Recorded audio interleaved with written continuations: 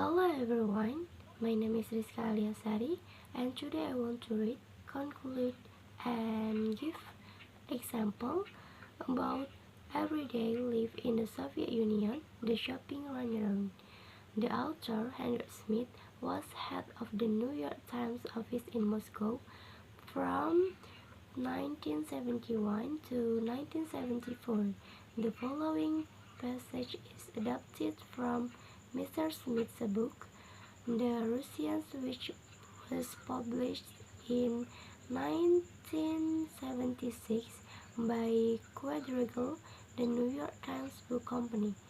I had heard about consumer shortages before going to Moscow, but only when we began to shop there did the Russian customers' problems really have meaning for me.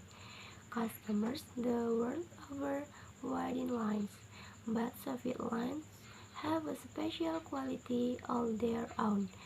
Typically, the Soviet woman spends 2 hours a day in line, 7 days a week.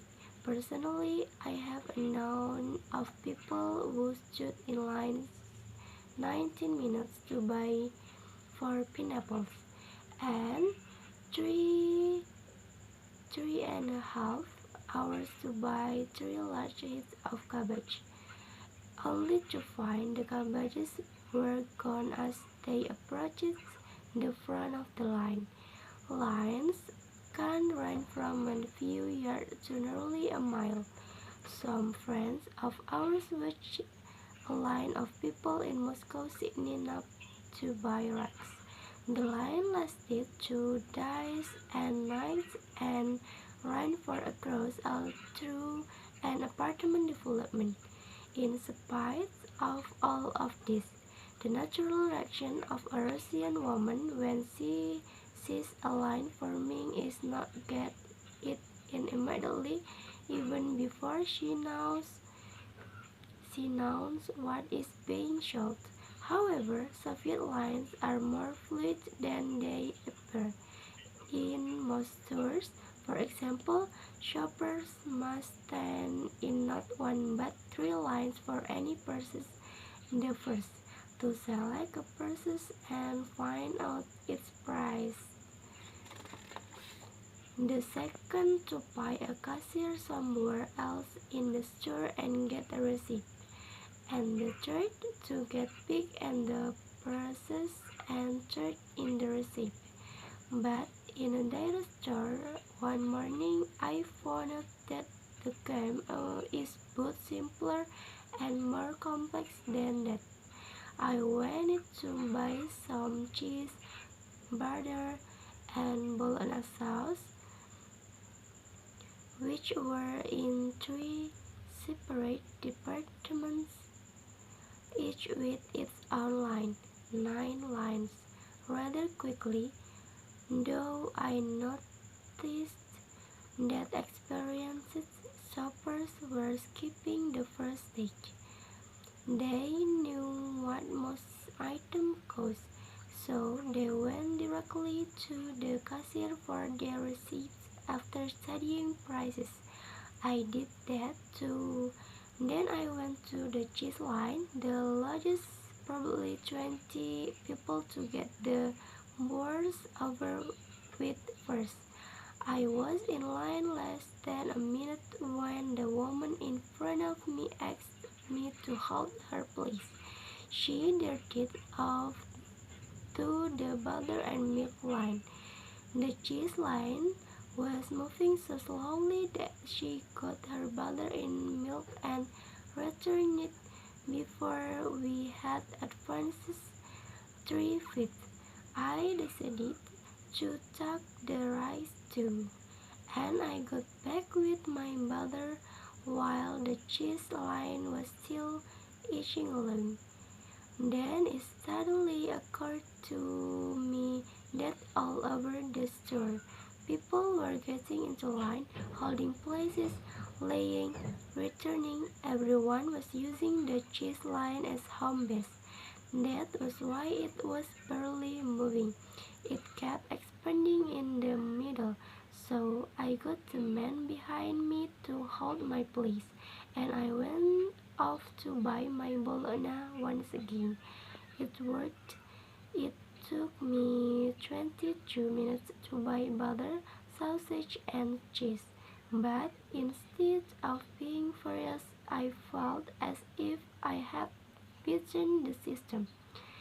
This competitive shopping gives an atmosphere of tension to recent life. People burst into stores and bump into each other with faces set in combative expressions.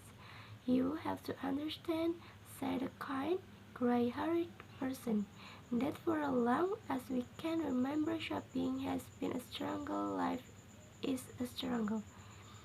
There is hardly any effective advertising to help shoppers. Americans complain about the constant commercials in the United States, but they might reconsider if they were exposed to the consumer. You want to live to a rip out egg and be beautiful, modest, true and truthful. 20 most newspapers publish without ads.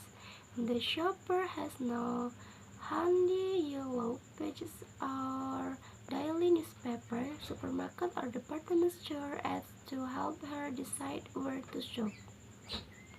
Beverly is widespread, low paid,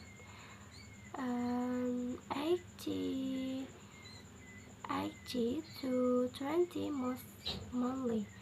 Sales clerk take a portion of attractive items and sell them secretly to regular customers who have either left a bright and advanced or can be counted on to pay a high price on delivery. 10 to 15 rubles on a 60-ruble raincoat is standard.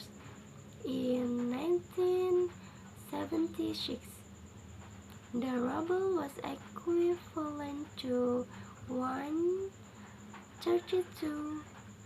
So common is this practice, and the Soviet press is always complaining about it, but it doesn't do any good. Crocodile, the Soviet humor magazine, once showed a department store employee promoting some newly arrived item. Their customers in the leather goods department imported women's purses have been received. 450 of them have been bought by store employees. 49 are under the counter and have been ordered in a vase from France. One purse is in the display window.